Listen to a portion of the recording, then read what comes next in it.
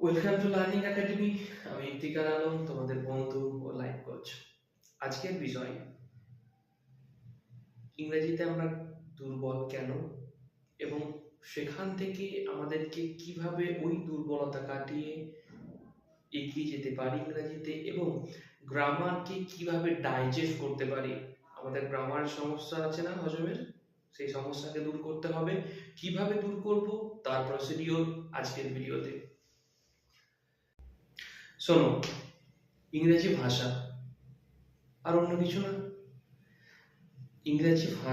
ইংরেজি ভাষা অত্যন্ত সহজ, সায়েন্টিফিক অ্যান্ড লজিক্যাল।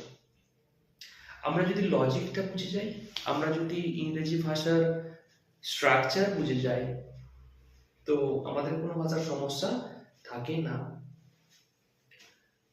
আসল ব্যাপার কি বলতো, আমরা ওই ভাষার সায়েন্সকে, ভাষার লজিককে আমরা মুখস্থ করতে শুরু করি আমাদের একদম শৈশব বেলার ইংলিশ থেকে। এবং আমাদেরকে প্রথম ইংলিশ ক্লাসেই বলে দেওয়া হয় এই ভাষা ইংলিশ প্রচন্ড কঠিন ব্যাপার, এটাকে ভালোভাবে পড়তে হবে। ঠিক তখন থেকে আমাদের মাইন্ড ভেবে না ইংলিশটাকে আমাকে মুখস্থ করে উদ্ধার করে নিতে হবে, বেসিক্যালি ইংলিশ গ্রামারকেই। তো তখন থেকে আমাদের ইংলিশের একটা নতুন যাত্রা শুরু হয় কঠিন সাবজেক্ট হিসাবে। কিন্তু দেখো, আমরা যখন অন্য সাবজেক্ট পড়ি, বা দেখা যাচ্ছে আমরা ম্যাথে ভালো, আমরা 95% মার্কস পেয়ে ফিজিক্সে পাস করে যাচ্ছি, বাংলা উদ্ধার করে নিচ্ছি, আমরা রসায়নে ভালো মার্কস পেয়ে পাস করে যাচ্ছি, ইতিহাস ভূগোলে পাস করে যাচ্ছি, কিন্তু ইংরাজিতে আমাদের সমস্যা। কারণ আমরা ইংরেজি ভাষার লজিকটাকে বুঝি না। ইংরেজি ভাষার লজিক বুঝতে হলে আমাদেরকে প্রথমে ইংরেজি ভাষা গ্রামারকে বুঝতে হবে। তাহলে স্যার গ্রামার কি? না, গ্রামার ইংরেজি ভাষা যে নিয়মে চলে তাই গ্রামার। শুধুমাত্র ইংরাজি নয়, ভাষা যে নিয়মে চলে তাই গ্রামার। এটা তোমাদেরকে মাথায় রাখতেই হবে। এবং সেন্টেন্স হলো ভাষার ইউনিট বা একক। আমরা সেন্টেন্সের মাধ্যমেই তো মনের ভাব প্রকাশ করি না। তো সেন্টেন্স হলো ভাষার ইউনিট বা একক। সবসময় মনে রাখবে, গ্রামার কিন্তু কোনো পুস্তক নয়। গ্রামার মানে আমরা একটা গ্রামার বই নিয়ে নিলাম, সেখান থেকে গ্রামার মুখস্থ করতে শুরু করে দিলাম। গ্রামার মানে কোনো পুস্তক নয়। গ্রামার হলো ভাষার নিয়মাবলী, অর্থাৎ ভাষা যেই নিয়মে চলে তাই গ্রামার। এবং যখন আমি যখন ওই গ্রামারের লজিক এবং সায়েন্সকে বুঝে নিতে পারবো, তখন থেকে দেখবি ইংলিশ আমার কাছে খুব ইজি হয়ে যাবে। তো স্যার, আমি ইংলিশ গ্রামার শিখবো, ইংলিশ গ্রামারকে আমি লজিককে আমি ইজি করব, তাহলে আমি কিভাবে ইজি করব?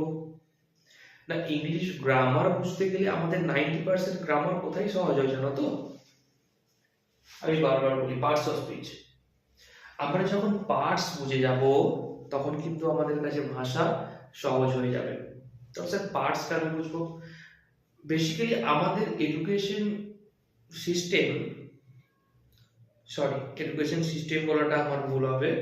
আমাদের গ্রামার শিখি আমরা যখন ক্লাস 7, 8, 9, 10, তখন আমরা গ্রামার শিখতে শুরু করি। ক্লাস 11, 12 আমরা গ্রামার শিখতে শুরু করি। কোথা থেকে শিখি?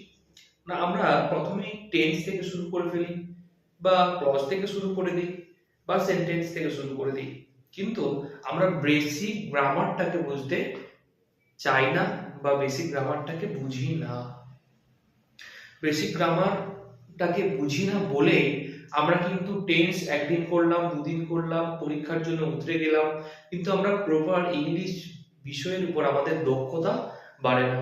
কিন্তু আমাদের চাহিদা কখন বাড়বে? যখন আমার ইংলিশ ভাষার উপর দক্ষতা বাড়বে, কিন্তু আমরা তো সেটাই বাড়াই না। আর দক্ষতা কখন বাড়বে? যখন আমাদের বেসিক সম্বন্ধে ফুল আইডিয়া, বা বেসিক সম্বন্ধে টোটাল কনসেপ্ট থাকবে, এবং বেসিক কনসেপ্ট থাকলেই আমাদের পুরো দক্ষতাটা বাড়বে। সেক্ষেত্রে পার্টস অফ স্পিচ জরুরি। আমরা যখন কোনো মেকানিজমে যাই, বা আমরা ধরো সাপোজ তুমি একটা 4 হুইলার চালাচ্ছ, সেক্ষেত্রে তুমি ফার্স্ট টাইম স্টিয়ারিং ধরে কিন্তু গাড়ি চালাতে পারবে না। বা ফার্স্ট টাইম তুমি ইঞ্জিন স্টার্ট করে গাড়িটা নিয়ে বেরিয়ে যেতে পারবে না, তোমাকে তার পার্টস জানতে হবে, কোথায় গ্লাস আছে, কোথায় ব্রেক আছে, কোথায় স্টিয়ারিং আছে, কোথায় হ্যান্ড ব্রেক আছে, কিভাবে গিয়ার ফেলতে হয়, তার সমস্ত পার্টস সম্পর্কে তোমার নলেজ থাকাটা জরুরি। ঠিক তেমন তুমি যখন ইংলিশ স্টাডি শুরু করলে, ইংলিশের একটা সেন্টেন্স তৈরি করছো, প্রথমেই বলেছি গ্রামার হচ্ছে ভাষার নিয়মাবলী, এবং সেই ভাষার নিয়মাবলী এবং সেন্টেন্স হলো তার একক। তাহলে সেন্টেন্স তৈরি করতে গেলে সেন্টেন্স কিভাবে তৈরি করবে, তুমি ওয়ার্ড দিয়ে তৈরি করবে, ওয়ার্ডের প্রত্যেকটা এক একটা পার্টস। আমরা পার্টস অফ স্পিচটা জানো, যে পার্টস অফ স্পিচ তো খুব কঠিন ব্যাপার না, মাত্র 8টা পার্টস অফ স্পিচ। 8টা তো মানে একদম পাহাড় ডিঙানো সমস্যা না, কিন্তু আমরা ইংলিশটাকে পাহাড় ডিঙানো সমস্যা ভেবে ফেলি। তো দেখো, আমাদের ইংরেজি ভাষার লজিক বোঝাটা সর্বোপরি খুব জরুরি। তো এত বিস্তারিততে যাচ্ছি না আমি এখন। পরস্পরের ভিডিওতে কিভাবে বেসিক গ্রামার কমপ্লিট করা যায়, কিভাবে ইংলিশ ভাষার লজিককে, কিভাবে ইংলিশ ভাষার সায়েন্টিফিক ওয়েতে বোঝানো যায়, গ্রামারটাকে তোমাদের কাছে ইজি করা যায়, সেভাবে ধাপে ধাপে স্টেপ বাই স্টেপ ভিডিও আনবো। তোমাদের যদি এই ভিডিওটা উপকৃত হয়ে থাকে, অবশ্যই একটা লাইক এবং কোনো মতামত থাকলে একটা কমেন্ট করে দিও, ভুল ত্রুটি মার্জনীয়। Thank you for watching.